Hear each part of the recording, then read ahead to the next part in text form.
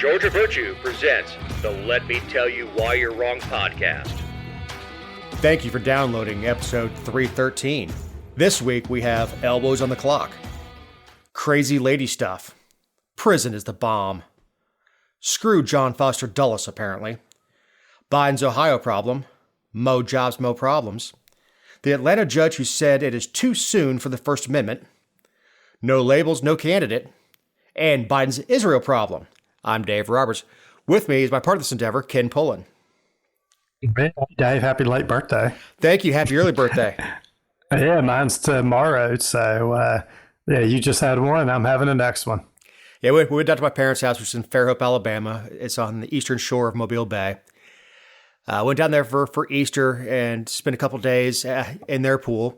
My dad did turn the pool heater on, so you could actually get in it. I mean, my nephews that are about to turn 11, they were in it when it was 76 degrees. I'm like, I'll wait for it to hit like 85 before I go in there. Then we went over to Biloxi and spent a couple days there. And I texted and a couple grand. Yeah, lost a few grand. But I told you, I think I texted you about this. So Connie was wearing either her Kiss t-shirt or Rolling Stones t-shirt. We're getting in the elevator to go up and change clothes, go to dinner. We had reservations over at the Hard Rock at Ruth Chris. And the guy goes, he talked to my wife. Nice t-shirt. Hey, listen, I got tickets for, it was Leonard Skinner and ZZ Top playing at in Biloxi. Very nice. Not cover bands, the real thing. Well, Leonard Skinner is a cover band now because there are no original members. Yeah, that is true. But she goes, I go, man, that's really cool. That should be a good show. And he goes, well, I've got extra 2 tickets. They're 7th row. And just like, and it was my birthday. Like my entire family, just about, my sister didn't make it up. The majority of my family is waiting to go to dinner with me on my birthday. They came over to Biloxi for my birthday. I can't bail on them to go to a damn concert. So would have been fun, though. It would have been a great time. The cab driver was making a killing. I was talking to the cab driver because Connie's back. We drove from the Beau Rivage over to the Hard Rock, which is only a 5-minute walk, but just to save her back a little bit. And that's $7, including tip, so whatever. But he said he was making a killing, running the people back and forth to whatever stadium, whatever place they were having the concert. Yeah, I bet. And like, well, yeah, people have been in the casino all day pounding quote unquote free drinks. And they're not going to drive, and then they're going to go to the concert and pay $15 a piece for beers, and then go back over to the casino. It's best to go ahead and drop a couple $100 on the cab ride. Yep, no doubt. So the Braves had a great weekend. Sort of. They're on fire. What's it? Yeah, but what was? Yeah, sort of. What was it? Saturday afternoon or Saturday night? They were down 6-0 after the first inning, and then they come back and win 9-8. That was amazing. Well, yeah, it went 6-0, 2-6, then it was 8-2, and then just in the 8th inning, it's like, you know what? Oh yeah, we do have offense. Yeah, they're playing good. Now, who's a pitcher that's kind of on the DL at this point? Strider, Spencer Strider, the quad father. Yep. You ever seen his legs? No, we're going to talk about him a little bit more in just a minute. Dude looks like he squats pickup trucks. I know, he does. Yeah, his legs are huge. I was working with my nephew because he's pitching now in baseball, and I was working with him about he's complaining his velocity is not there, and I said, look at Spencer Strider's legs. That's where your power comes from, not your arm. Yeah, they're huge. But yeah, Max Fried, second outing in a row, not good. Spencer Strider had to leave early, so I was putting a lot of stress on the bullpen. But we had a lot of opening stuff on sports. Female college basketball championship was. I know it was Sunday, today, or yesterday. It was yesterday, and Caitlin Clark's Iowa team lost 87-75 to South Carolina. So they said the game. I don't know what the results will be from this finals game, but the semifinals game where Caitlin Clark's Iowa team won was the most watched women's basketball game ever. So she's really brought out a lot of people, like a new people to the sport that are watching her play. And she's getting a lot of hate for it. She is. She's getting tons of hate. It's truly amazing that the girl could get that much hate for just playing basketball. And playing well and changing the game. Yeah, she's not doing anything that brings attention to herself. I mean, she seems very humble. She's a spokeswoman for like 10 different companies. She is on every advertisement. Yeah, she is on every advertisement. I don't blame her for that. So it's kind of like just watching her play, though. It was a tag team. Football season's but over. Just watching her play, she looks fine. Kelsey tags out. She tagged in. And now, he was on every commercial during football season. Yeah, she's on everything. But no, she seems very nice, very personable. Every interview I've seen with her. And look, I don't like women's basketball. Well spoken. I don't like men's basketball. I keep one eye open to it because I saw my Gators lost in the men's bracket, first round. It is cool that an SEC team won the women's championship. It would have been cool to see Alabama still in it on the men's side and have an all SEC NCAA championship. Would have been neat. I just don't care that much. It's not that I think there's anything wrong with the sport. It's just I never played it, so I'm not into it. I was always too short, fat, slow, and white to be good at it. Right. But one of the commercials is funny. They found another lady whose name is Caitlin Clark, and the first time you see a funny commercial, it's funny. After that, it's just boring. They show it 5 times during a game. But I don't get it's jealousy, and you don't see this. You don't see this on the men's side. Men in sports don't get into your contract and how much money you get paid. For them, they'll slap each other on the back. Go get yours, man. Go get paid. Go get paid. The women just are vicious towards her. She's never done anything. She's never accomplished anything. Even a woman whose record got broken says, "Well, I did it without a 3-point and with a men's ball, so she didn't break nothing of mine." Good I Lord. saw that. I agree. Well, we'll talk about sports in more in a minute. I don't know if you saw the eclipse. So as this show drops, the eclipse is coming. I actually played golf yesterday with a guy that works for the FAA, and he said, I didn't realize this, but Delta is taking people up and flying them along the eclipse route so they can see this whole thing, which I didn't realize people spent money doing that, but it sounds like a ton of people are going to, I forget how much, I saw this stat the other day that said how much money is this eclipse bringing in to local economies along the line of the path of the eclipse, and it was like billions of dollars. Oh, man. I don't know anybody personally that's going, but it sounds like tons and tons of people are going to watch this eclipse or get into like the line of the eclipse. You know what's worse than living in Cleveland? Visiting Cleveland? Having 2 million people clog your city, take up every hotel room, and not be able to move around in traffic to go watch it turn dark for 4 minutes. So what's the deal in Georgia? Is it going to be partial here? Like it'll partially turn dark? Is that what we're expecting? 80%. Okay, 80%. That's cool. What time is it? I think it's noonish. Whenever it gets dark outside. Well, they know exactly what it is. I mean, I saw the last one that we had a total eclipse. Yeah, I couldn't find the eclipse glasses, so I grabbed a welder's helmet. Yeah, I'm just going to go outside. I'm not looking up. I'm still confused on how looking at the sun during the eclipse hurts your eyes, but I trust that it would hurt my eyes. I'm not looking at it. I just don't get it. I don't get why this is different. You can still see the chromosphere.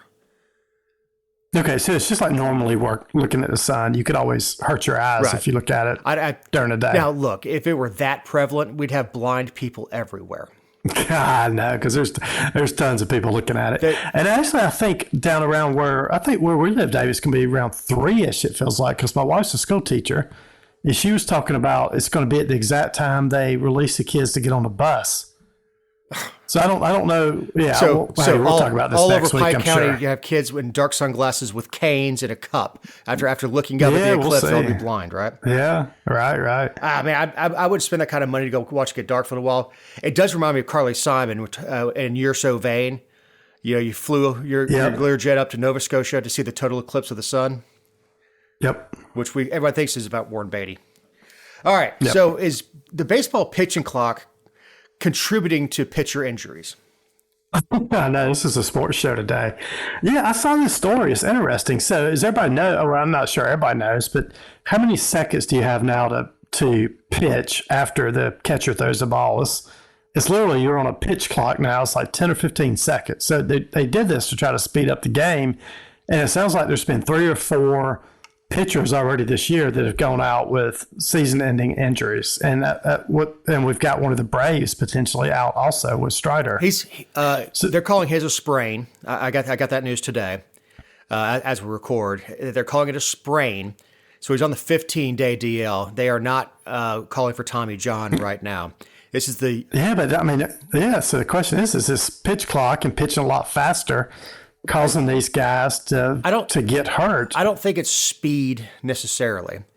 I think, in my opinion, and my limited stuff with athletics, is when it gets down to 2 seconds, your body may not be ready, but you have to deliver a pitch. Right. So I don't think it's the 20 seconds because there are a lot of guys like speeding up the delivery of the pitch. Probably is what it is. And you have to start your motion within 20 seconds total, 15 seconds of having the ball and all that stuff, something like that. And the Players Association in baseball is pretty upset about this because the Players Association believes that represents the players. It's the union that represents the players. They feel like these new changes are hurting the players. Well. Do we get a compromise out of this at some point? Yeah, you always had pitchers that were very quick. Guys who would get the ball, on the... Greg Maddux was a perfect example of that, right? I mean, Greg Maddux would throw an 80-pitch shutout back in the day in a couple hours. It was truly amazing to watch him. Well, no one got on base, so it didn't take any time. Get the ball, get on the rubber. The guys in the box, I'm delivering. Yep. And that was always Maddox. And there's several guys who would pitch like that. And there are guys who, oh man, who was the herky jerky guy that we had for a while, the closer that had to go through this crazy wind up and bend his body like 15 times and Kimbrel, I think, had the same thing where he'd hang his arm off to the side and stare in. Mm-hmm. And a lot of things have sped it up. You no longer have to, catcher doesn't have to flash signs anymore. He hits a button under his knee pad and it sends a signal to the pitcher of what to throw. Yep. But it also takes any pitcher control out of it. And I think that's another thing they're angry about is if the curveball is hurting my elbow, I don't have time to shake you off. Because you're going to step off the rubber so many times before it's called a balk, which happened yesterday. It didn't hurt. The balk didn't end up scoring any. Actually, it did end up scoring a couple of runs, but in the end, it didn't. It did. The Braves still won. One of the reasons Ronald Acuna had 70 stolen bases last year is once you disengage so many times, you can't again without being a balk. You can't do it again. So you give somebody Acuna's speed, and he's gone, buddy.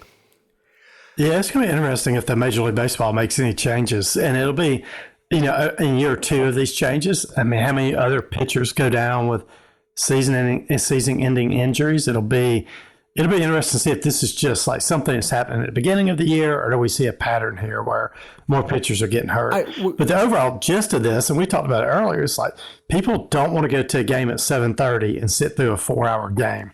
They want a 2 to 2.5 hour game, and that's what the Major League Baseball tried to do, is trying to speed it up because most games are at night. And who wants to drive to Atlanta and spend 3.5 hours at a game and get home at 2 o'clock in the morning? You also lose eyeballs at home. Yeah, totally. And that's where 3 hours is tough. That's where the money is the totally eyeballs advertising at home is. Yep. So I also have there's correlation versus causation. Guys are also throwing breaking stuff that no one threw before. There's a lot of different... And breaking pitches... Yeah, they're throwing some different stuff. Yeah, breaking pitches put a lot of torque on your elbow. Yeah, I mean, they're spinning the ball a lot more than they used to. So, plus with the... Pitchers used to be told not to lift weights and stuff like that because they wanted you to stay flexible. But... So you've got guys who are much more muscular, putting a lot more torque on their joints, and a torque that your joint's not meant to handle. And could it all be contributing? It's possible. I mean, I like, just like before we recorded, I was able to get the complete Braves game in before we recorded. We were going to talk at 4:30. Game came out at 1:35. The game, as we drop today, is going to have a big pregame celebration because it's the 50th anniversary of Hank Aaron breaking Babe Ruth's record. So that takes time and all that stuff. But yeah, I don't know. There has to be some sort of compromise in there because I don't like the fact that a runner can just tee off on you once you've stepped off the rubber twice. Yep, So. I agree. All right. It's the weekly Marjorie Taylor Greene report. Look, I don't disagree with her. What in the Candace Taylor's wrong with her? I don't disagree with her overall thesis of this, right? But she said is when she said it, right? So Marjorie Taylor Greene this week, who's a representative from Georgia, she said the recent earthquakes and the coming solar eclipse are strong signs from God that America needs to repent shortly after tremors shook New York City on Friday. And she said, quote, God is sending America strong signs to tell us to repent, earthquakes and eclipses, and many more things to come. I pray that our country listens. Greene said in a Friday post on X, the platform formerly known as Twitter. Look, I don't disagree with her that probably America needs to repent and the people need to. We all do things we shouldn't do, but it's just, I'm not sure she should be the spokesman for telling people to repent. Also, the guidestones were struck down by God. Lady in North Carolina, the one that works the same command that I did, said that a drag show, the power went out because God struck it down and did it like a drag show. Turned out some crazy people put a bullet in a transformer. This never, ever turns out well. Hire a social media person, hand it over to that person, and stop. Because there are three people in this, three types of people. One that'll be like, hell yes, it's the end times, and waiting for the rapture. There's a joke around Facebook that I'm going to buy a bunch of blow up dolls, and just as the eclipse hits, fill them with helium and let them go, and people think it's the rapture. So then you have people like me, which is, yes, like you, like, yeah, it's a good idea to get right with the Lord, but no, I don't think this is end times.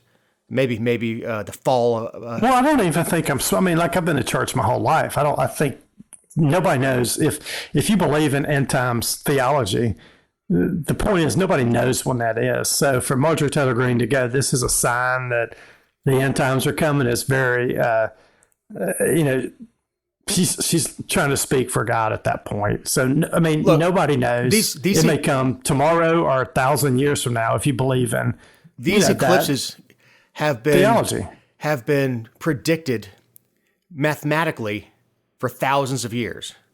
Yes, we know when they're coming. This is the first one since 2017. The next one's not expected until August 2044. We know exactly when these will be for the next 1,000 years. And mathematically, we've known it since Galileo. Yeah, exactly. So that's just Marjorie Taylor Greene being Marjorie Taylor Greene. She's done some good stuff. I think we like the good stuff that Marjorie Taylor Greene does, but I think we can also comment on the wacky stuff she does like this also. And, the Congress is coming back into session this week, and she's the one that filed the motion to vacate for the Speaker, Johnson. So I can't wait to see how that, that's how that comes out this week. It's going to be very interesting. In the middle of a presidential race. I know, presidential race, but, Speaker Johnson, and I don't have anything about him this week, but he's putting together this package for Ukraine funding for a lot more, for many more billions of dollars to go to Ukraine. And it's, he's got to have the Democrats to help him pass that, because I don't think people like Marjorie Taylor Greene and the Thomas Masseys and Chip Roys of the world I don't think they're on board with spending or sending another, $50 billion to Ukraine when we've got so many issues back at home. I say it's not just the money. Money is a big part of it. We are also depleting our own ammo stash. Oh yeah, totally. Just like when whichever president, doesn't matter which one, starts releasing oil from the strategic reserve. Well, yeah, and he hadn't filled it back up yet. Yeah, I've heard all about that last week. Yeah, it's there for a reason. So, yep. She just got. If she could just keep her crazy under control, just like you said, she's not. She makes good points. I agree with her on Ukraine. I agree with her on a lot of points. Don't you think Marjorie Taylor Greene, at the end of the day, though, if Trump wins again, or I say when he wins again, because I do think he's going to beat Biden, do you think she gets a place in his cabinet? I mean, do you think? Well, I think she's a contender, right? I mean, I think she's a contender for some position in President Trump's cabinet. I don't know. I mean, she's helped him so much. I mean, I think she's been one of those steadfast supporters that has never backed down at all from President Trump. So I don't know. I think man. he's got to reward her in some way. There's two things that go for that. One, she's been very loyal. Two, this is a very safe district. So yeah, but I think he's got to reward her. I mean, you've got to go. Yeah, we have a Republican governor who would. You wouldn't say no, though. No, I'm saying we have a Republican governor, so that would be protected. Then we have a very Republican district in the 14th. That would be protected. So that seat wouldn't go elsewhere. Colt Moore's the next congressman if Marjorie Taylor Greene gets promoted to some cabinet job. The issue I have is somebody, and I know nobody's going to go up to Trump and say, look, you can't have her out in front of the cameras. You can't have her representing you and saying it's the rapture. Yeah, but she's a lot better than, I mean, I don't know if you saw Kamala Harris this weekend talking about women didn't have brackets in college basketball until 2022, which was just a total only off by lie. 40 years. I think it was she's only off by 40 years. And then you've got Pete Buttigieg, which is the transportation secretary. He's useless. I mean, I'm not sure. I mean, Marjorie would be she'd do just as good job as any of those yahoos that are in there today. I mean, look at his cabinet. His cabinet's an absolute disaster. Yeah. But so anyway, I mean, I think if Trump wins, she gets a job in the cabinet. I really do. And that'd be fine. That would be fine. But she has to weigh a 4-year maximum job. And Trump is known to get pissed at people and fire them. I know, but you can't turn down a cabinet position or cabinet ask from a president. There's just no way you can do that. I don't think, anyway. Maybe not. But once she's out of that seat, it'd be very difficult for her to get it back. Oh yeah, you're not getting it back. No, not at all. And she's not going to be. Oh God, could you imagine her being press secretary? I don't think she'll be that. I mean, I could see her being some transportation secretary or Department of Interior or, something like that. I really can. I mean, I think she gets a job in a cabinet. Or a diplomatic post somewhere. I mean, she could even be national defense. I mean, she could be over to NSA or something. I know that sounds crazy, but I don't discount Trump putting her in that type of position. She still has to get confirmed. Like Homeland Security or anything like that. But I mean, it's common. You pretty much confirm the president's nominees to all those positions. That's kind of like it's like in a Georgia House if a Republican bill fails and they ask to recommit, basically, or not recommit, but reconsider. Yeah, you usually vote yes to reconsider, and as a common courtesy, I think that's what it is in the Senate. Is cabinet pits are kind of a courtesy to let them through. Well, and I think the Senate, I think the Democrat senators will you go ahead, you go right on through. We want to see this. We want to see what happens. That's why if she was press secretary, that would be appointment television every day at 10 o'clock. She couldn't be any worse than the current one. No, the current one is terrible. Biden doesn't give her a whole hell of a lot to work with. So I don't like her at all, but yeah. No, he gives her nothing to work with. I agree. So who knew you could build bombs in prison? Yeah, let's give credit. This came from Jessica at the Georgia Virtue, but that's where I saw this story. But a man serving a life term in Georgia State Prison has been indicted on multiple federal charges for constructing and mailing bombs to federal facilities. This guy's name was David Cassidy. He's 55 years old. He was an inmate at Phillips State Prison in Beaufort, Georgia. And he's got all kind of counts against him. Well, let me give you a couple points on that. First thing. Please. How in the hell do you build it? I assume he had access to the cleaning products or something like that. Basic chemistry, you can do it. Secondly, how in the hell does it get How out? do you mail it out? How does it get out of the prison? How are they not? Yeah, how do you mail? What are you doing? Putting this bomb in a big box and mailing it out? I mean, are they not checking stuff that comes in and out from a mail perspective? And the third, the biggest favor you can do for this guy is take him out of the Georgia prison system, which is awful, and he's going to the federal prison system. Put him in a nice, yeah. clean federal prison for the rest of his life. Yeah, and the jail he was in is it's a now closed Georgia State Prison in Reedsville, Georgia. But that's where he constructed these destructive devices and mailed 2 of them via the U.S. mail to the United States Courthouse and Federal Building in Anchorage, Alaska, and to a federal facility at 1400 New York Avenue in Washington, D.C. So he built 2 bombs. He mailed them to Anchorage, Alaska, and Washington, D.C. First of all, you can't even make this up. I mean, first of all, I want to know. I can't believe I read the story on Jessica's page. I want to know how he had the knowledge for this, because they're not supposed to have access to the internet. Oh, please. I know. They have phones and all that stuff. I know. I think they've got everything they need at this point.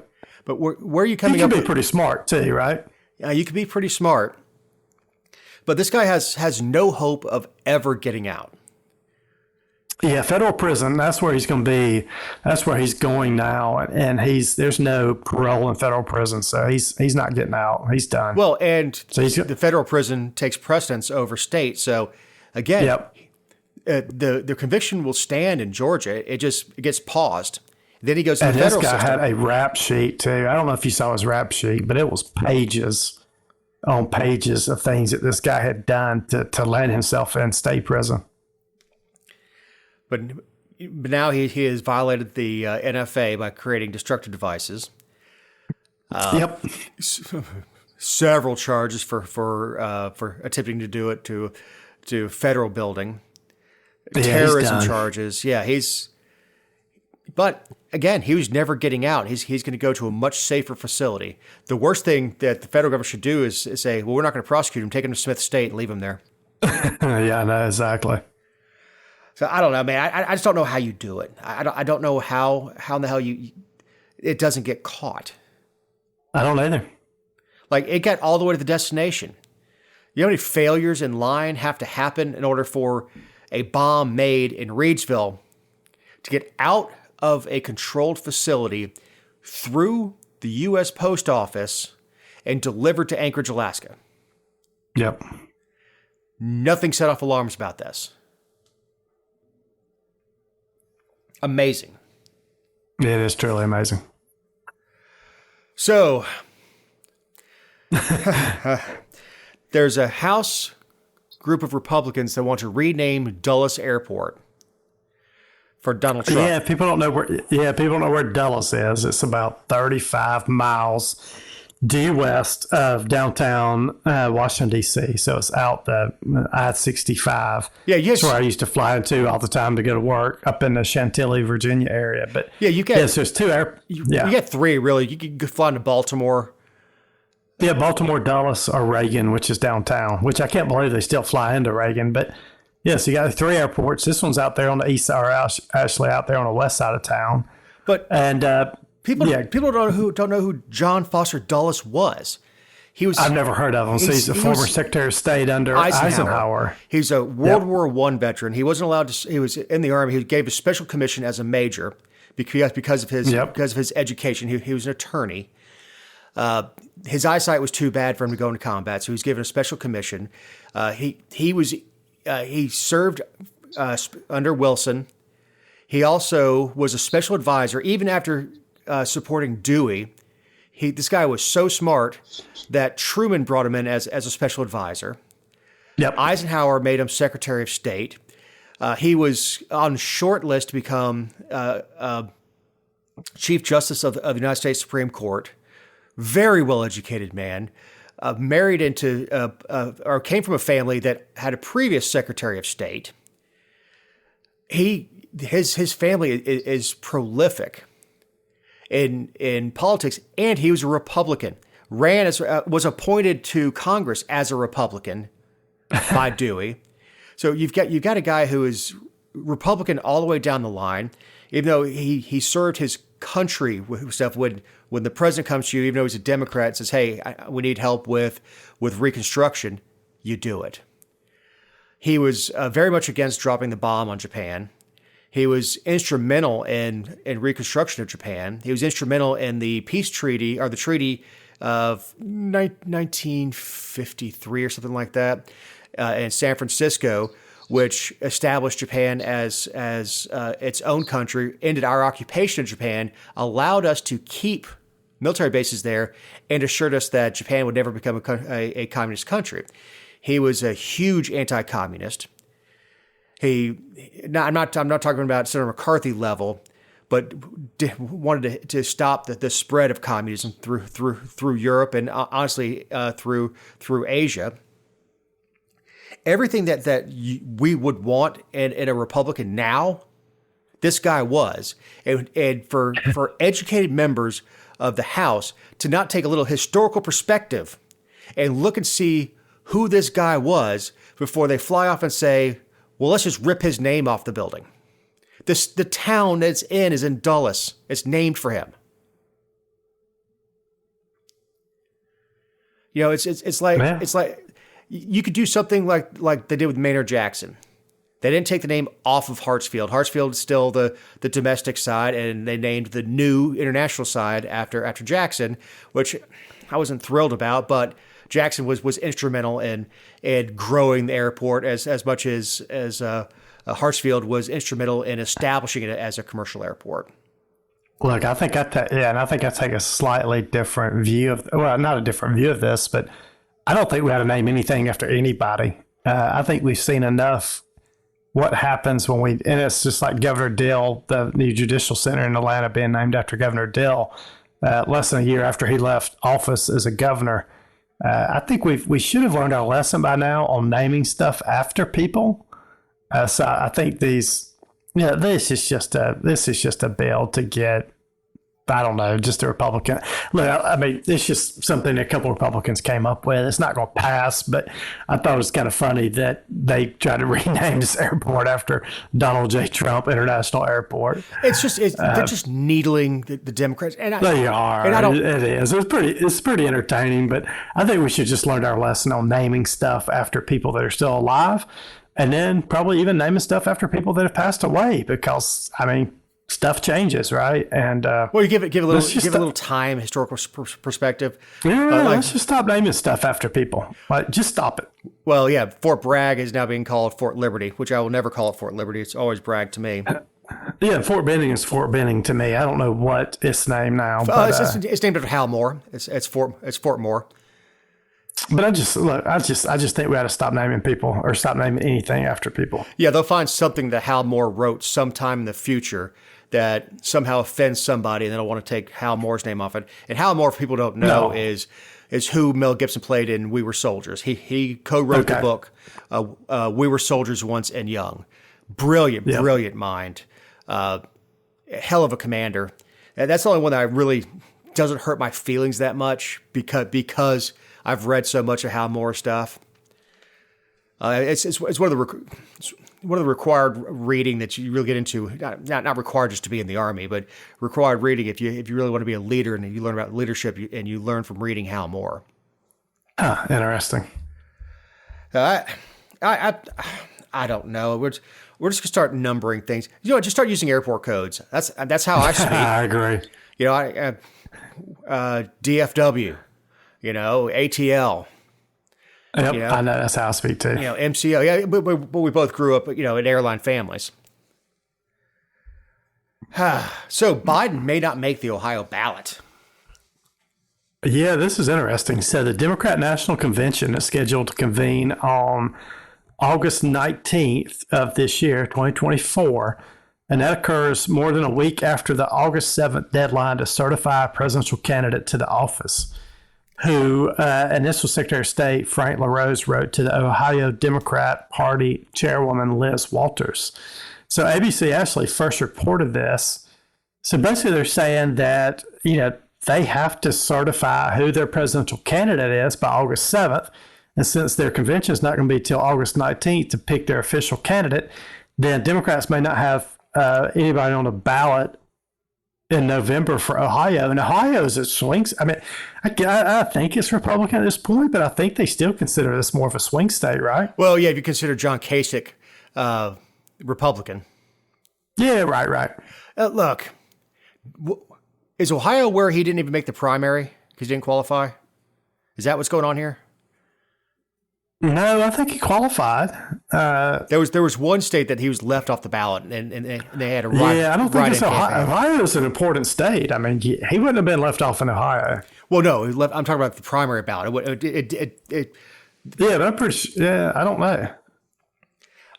No, man, this story is all over the news. I mean, really, this is not just some random story, right? You've got how do you mess this NBC up? News, Washington Post, like ABC News. Everybody's reporting on this.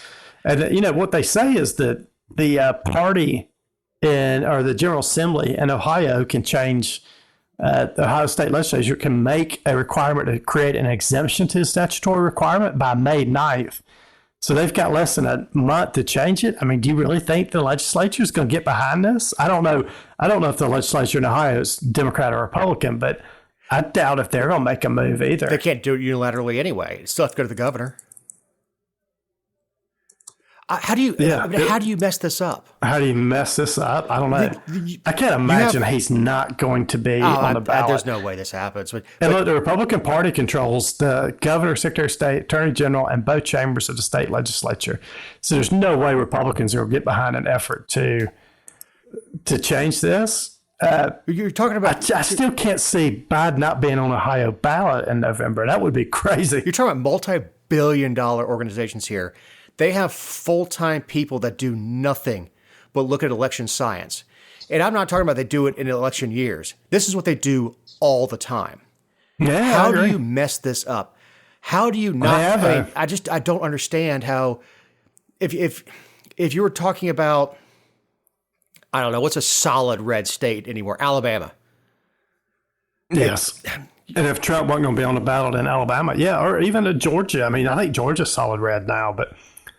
Yeah, this is crazy that Biden may not be on the Ohio ballot, which has a lot of delegates. That would be serious repercussions. That would be very hurtful. Yeah, I bet his campaign staff is trying to figure out what to do here. And look, you can't even chalk this one up to Biden. You know, even if Biden doesn't know what's going on from one day to the next. This is DNC. This is DNC. Yeah. This is at the top of the DNC, all the way down to the person who runs copies. What the hell are you thinking? I know. Now, look, I'll take the win. Just get Biden out, but understand any of these dirty tricks and good on the Secretary of State of Ohio, even though he's a Republican, of not keeping quiet on this. Yeah, he could have not said anything. Because I guarantee you, if it were the other way around, you wouldn't hear a peep until it came out on Newsmax, and then no mainstream media would cover it. Right. So you can't move the convention at this point. The logistics of moving up just to get the delegates there. These are people who have already taken time off of their real jobs. These are people that have booked hotel rooms, airlines, coming from all over the country, and honestly, I agree. Other parts of the world. They have delegates from Puerto Rico. You got a few coming from Hawaii. You got people who've booked very expensive airline tickets. And no, they can't move. The convention's not moving. I mean, if they've already booked all this. If you can't get the Republican legislature to push something through in a month, which I debate on this would take a month, and I don't know what their session looks like, but if we're I don't think they're going to move it through. Why would they want to do this? This is DNC screwed up. I mean, they're not going to do it. Even for Georgia. They're not going to help them out. Even if Georgia wouldn't help them out. Well, no, you'd have to call a special session to do it. Yeah, but I'm saying Republicans in Georgia wouldn't help them. I mean, I wouldn't blame them. They screwed up. DNC screwed up. Yeah, I'm not going to help them get on the ballot. Yeah, I mean, you knew the rules of the game, and you decided it didn't apply to you. Yep. All right, like I said, mo jobs, mo problems. American economy adds more jobs. Yeah, which is so crazy because, as they started raising interest rates last year, and this is kind of backwards thinking in me, right? That the point of raising interest rates was to really hit the job market. And they wanted to see they really want to see layoffs nowadays. So, when the Fed started raising interest rates, the point of that is they wanted to tamp down the economy. They wanted the job market to not do so well, and they actually wanted layoffs to come around. And the labor market just continues to defy expectations here. They added 300,000 more jobs in March. That was well above estimates of 200,000. Well, what you have to think about here is they are hurting the private sector to make up for what the public sector did. It started with Trump's $2,000 checks. I'm not excusing what he did, and continued with the COVID money. All this free money. I mean, they're trying to make pay. Yeah, I mean, they're trying to hurt everybody else. Yeah, to get this inflation under control. Yeah, in order for us to stop hurting from all the free money you pumped into the economy, you have to get people fired. Yep. And what happens when people get fired? They go on the government dole. So the goal here is to put more people on the government dole in order to slow the rate of inflation so that milk is not $10 a gallon. Yeah, and it's not working. They said there were going to be 7 interest rates drops in 2024. Now they're down to they may have 3 interest rate cuts in 2024 to there may not be any interest rates cuts this year. So it's going to be interesting what happens over the rest of 2024. But the job market is still hot, which is defying all expectations at this point. And Trump needs to get in front of the National Realtors or whatever association, because those folks are hurting because houses aren't moving. You're not selling a house with a 2.5% interest rate, buying a house that's 3 times the price for the same square footage at 3 times the interest rate. Just doesn't make any sense. Yeah, that's true. And as many of my realtor friends will go on Facebook, go, oh, just get a flexible rate when it comes down, refinance it, just get the house you want. You can refinance you later. Don't know that's going to happen. That's the problem. First of all, the Fed has no control over mortgage rates. Mortgage rates are tied into the Treasury bills. So as people move money away from treasuries have to increase their rates to make them look more attractive to get people come out of the stock market and into T-bills. That's the only way you can get the T-bill rates down. T-bills are what drive mortgage rates. The Fed prime lending rate, or is what they've lent, is what you pay your credit card bills on. Is where you make money on your certificate deposit, your savings account, your checking account. That's that rate. That's the Fed funds rate. So that's directly related to that. There's a correlation between mortgage rates and the Fed funds rate. There's a correlation, but there's no direct cause and effect with it. The Fed funds rate are okay. If I were to buy my truck today that I bought in 2019, it would cost me $30,000 or $40,000 more, and my interest rate would be twice as much. Yep. So again, we'll start seeing those, and we are seeing the slowdown in the economy with the vehicles because Ford is beside themselves. They can't get rid of these electric cars, so they're going to have to drop the rates or drop the prices on electric cars, or start giving crazy interest rates where they're taking a loss just to move the damn things off the lots because people don't want them. And again, that's government interference. So Judge McAfee, that's the judge that is in Atlanta that's hearing Trump's case from Fani Willis, came down with another interesting ruling, and once again he gave a very good explanation. He does give a good explanation on his rulings, but he said that President Trump's attorneys had tried to say everything that basically Trump said was covered up under the First Amendment, so he couldn't be charged for any crimes because of that. And the judge said that wasn't basically, this is in my non-lawyerly speak, that argument wasn't going to fly. Well, he said even court political speech addressing matters of public concern is not impenetrable from prosecution if allegedly used to further criminal activity, the judge wrote. But it wasn't just that. What I read into it was you can't counter an argument that hasn't been made yet. It's an indictment. Now, if Fannie and whichever lackey she has actually doing the speaking for her, make that argument, then they can counter with it. and move for dismissal at that point. But the argument hasn't been made yet. All they have now is a grand jury indictment. And basically what he's saying is he can't throw out a grand jury indictment when the prosecution, and this is why prosecution always argues first, hasn't made their case yet. So if they come down and say the phone call, and then they can move to, if everything ties back to the phone call with Raffensperger, he can make that argument. And it may or may not work at that point, but at least there is something that they're arguing against. Now, I happen to disagree with them that political speech is not impenetrable. It absolutely is. It absolutely is. That's the whole point of the First Amendment, is we had people committing treason in taverns in 1775. And honestly, going all the way back to 1770 with the Intolerable Acts and the stamp tax and all that. So all that was treasonous. It was all political speech, and it was all held in smoky taverns and whispered about. But that is the intent of the First Amendment. The First Amendment isn't so that you can pull up porn at will, even though it's been applied that way. It's designed specifically to protect political speech. Now, that's true.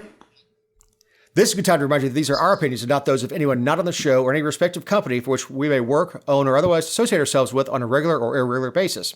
Also, you can find other episodes and relevant stories over the GeorgiaVirtue.com. Kenny, you got the mule. Yeah, I guess my mule this week is this No Labels political party. I don't know if everybody heard about this, but No Labels political party, they've actually gained ballot access in 21 states. They were this group. They call themselves sort of the moderate, independent people in the middle.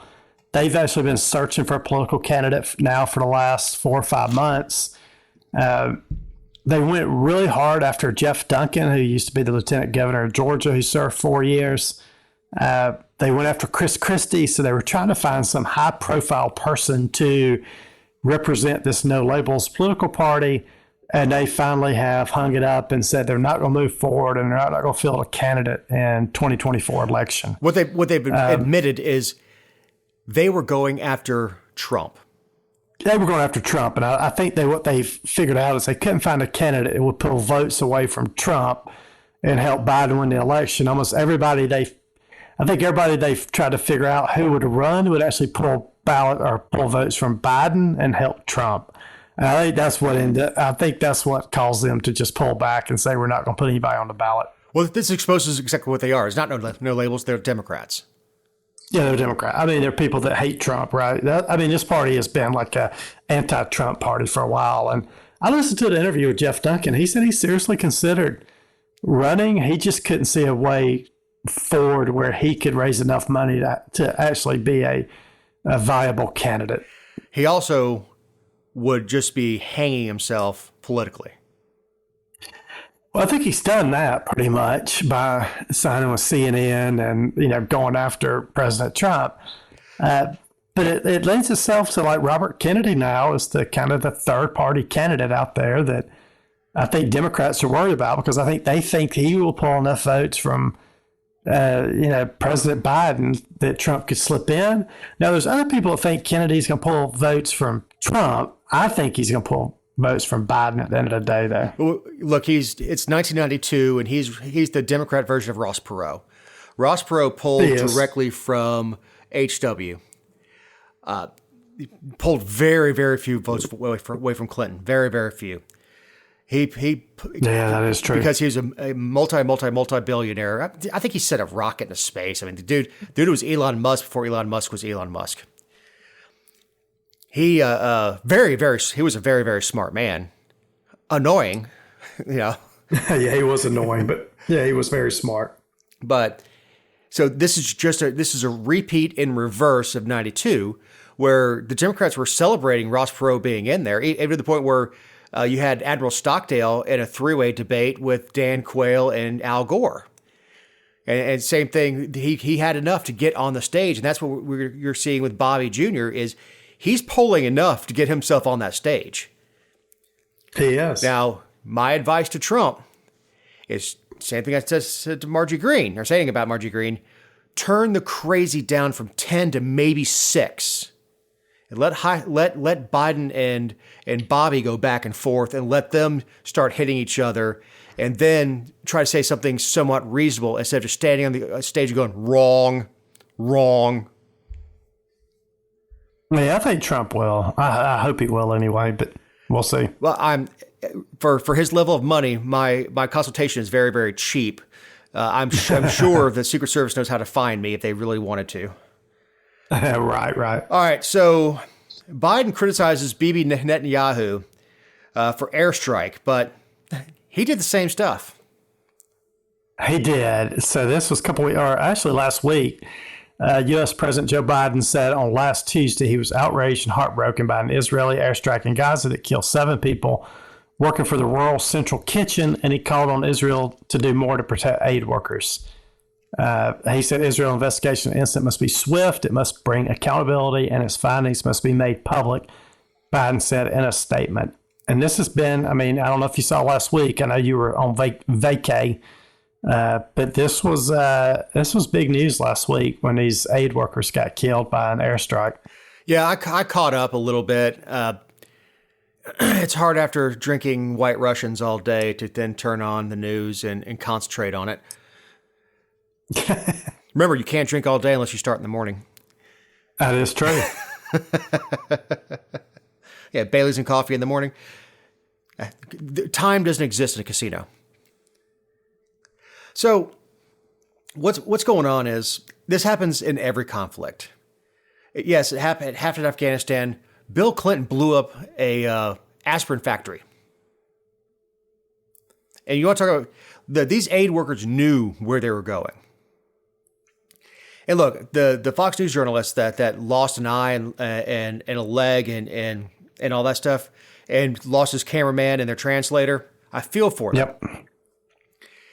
But you have to also acknowledge they knew they were going into a war zone and went enthusiastically. They did. I feel terrible that this happened.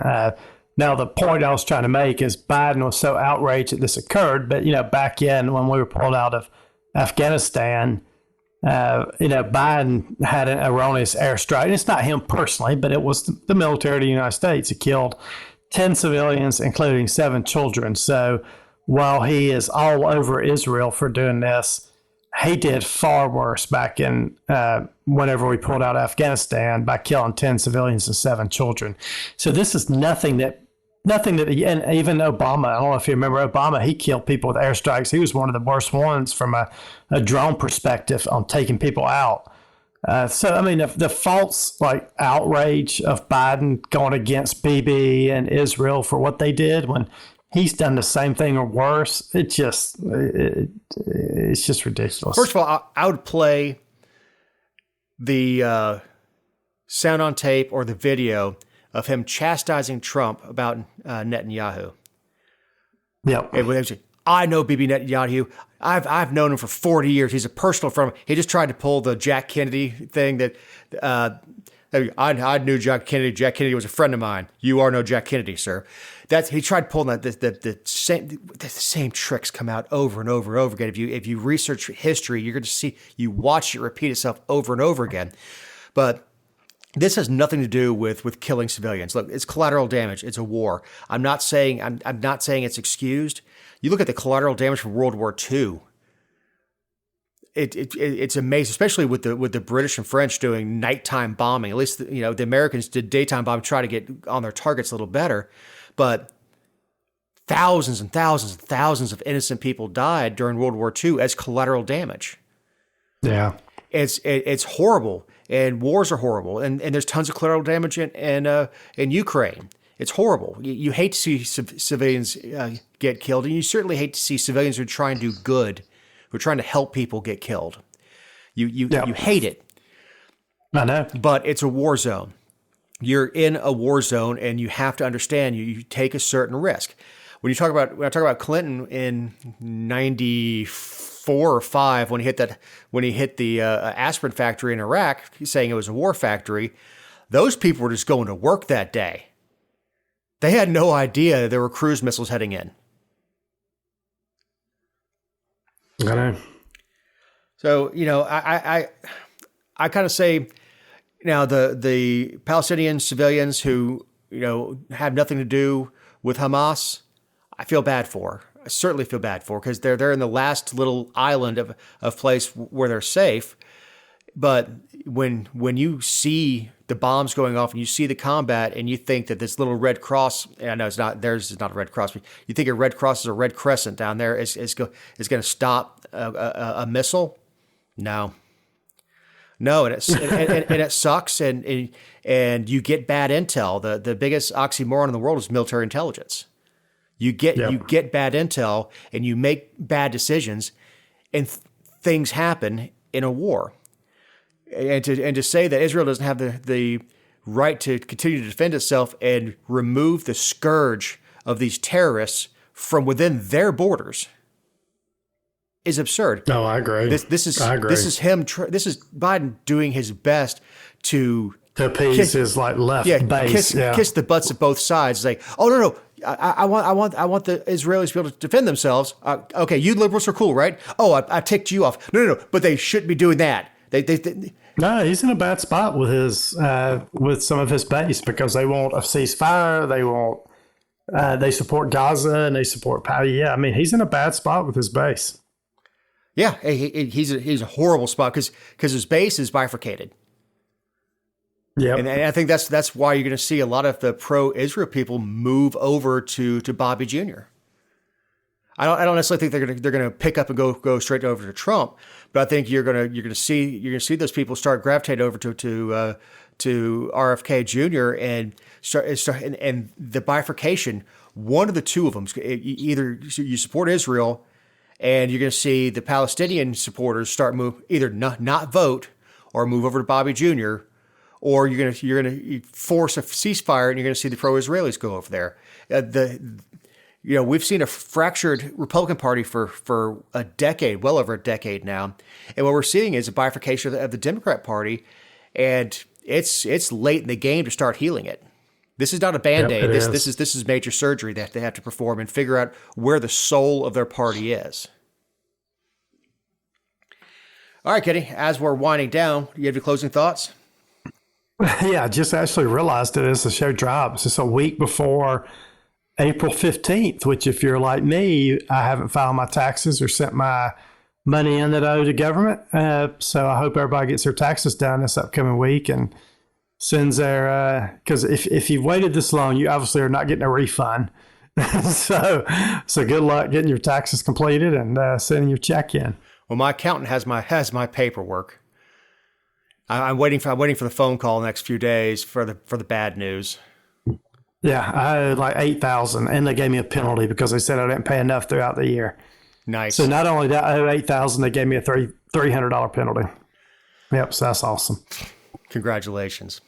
Yeah, lucky me. Yeah, speaking of congratulations, I don't know if I mentioned on the show, Matthew Rollins, the DA in Paulding County, has now been appointed Superior Court judge to replace the retiring Judge Beavers.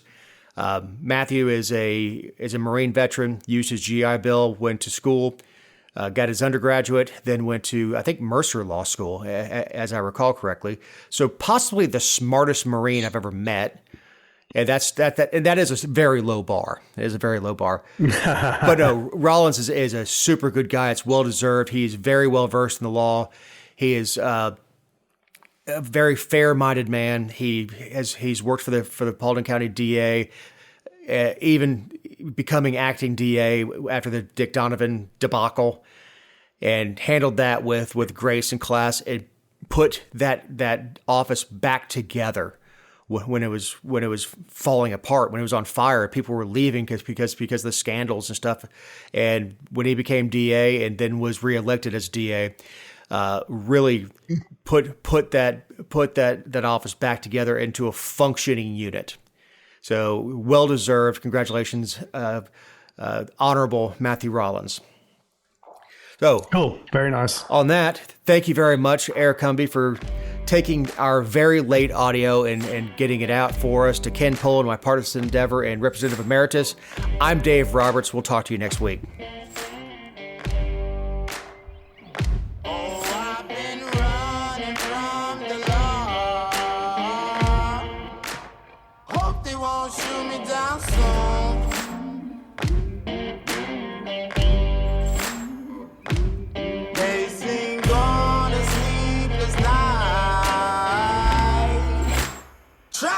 catch me howling at the moon.